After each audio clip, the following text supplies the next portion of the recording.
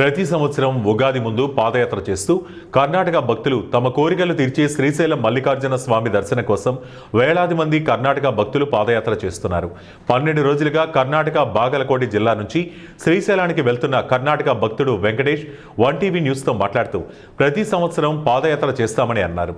కర్ణాటక రాష్ట్రం బాగలకోటకు చెందిన వెంకటేష్ అనే యువకుడు ఉగాది పర్వదిన సందర్భంగా శ్రీశైలం మల్లికార్జున స్వామి దర్శనం కోసం వేణుత్న రీతిలో పాదయాత్ర చేపట్టారు. 4 ఏళ్లుగా ఈ పాదయాత్ర కొనసాగిస్తున్నాడు.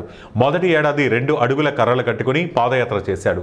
ఏటా 2 కర్రలు పెంచుకుంటూ ఈసారి 4వ ఏడాది 700 కిలోమీటర్ల యాత్ర ప్రారంభించాడు.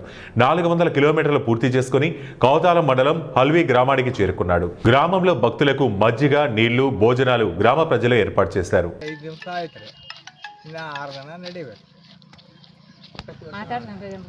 ಪ್ರತಿ ವರ್ಷ 12 ಜನ ಹೋಗಿ ಮುಟ್ಟುತ್ತೇವೆ. ಶ್ರೀಕೊಂಡು ಶ್ರೀಶೈಲ ಯಾತ್ರೆ ಮಾಡಿಕೊಂಡು ಹಳ್ಳಿ ಬರುತ್ತೇವೆ. ಹುಣ್ಣಿಮೆ ಇದು ಅಮಾಸಿ ಬ್ಯಾವು ಕಚ್ಚೇರಿ ಅಲ್ಲೇ ಇದನ್ನ ಪ್ರಸಾದ ದಾಸೋಗ ಐತ್ರಿ. ನಮ್ದು ದಾಸೋಗ ಇಟ್ರಿ ಬರ್ತೀವಿ. ಬಿಜಾಪುರ ತಾಲೂಕು ರೀ. ಮೊದಲು ತಾಲೂಕು ಬಿಜಾಪುರ ಇರ್ತಾರೆ, ಈಗ ಬಬಲೇಶ್ವರ ಆಗೈತೆ. ನಾಗಯ್ಯ ಮಠಪತಿ ಸಾಕಿನ ಕಂಬಾಗಿ ಅವರಿಂದ ಇಲ್ಲಿಂದ 6ನೇ ವಸ್ತಿ ಔಷಧಿ ಇದೆ. 10 ವರ್ಷ ಆಯ್ತು ಪಾದಯಾತ್ರೆ ಮಾಡಕತ್ತಿದ್ದು 2ನೇ ವರ್ಷ ಕಂಬಾಗಿದ್ದು.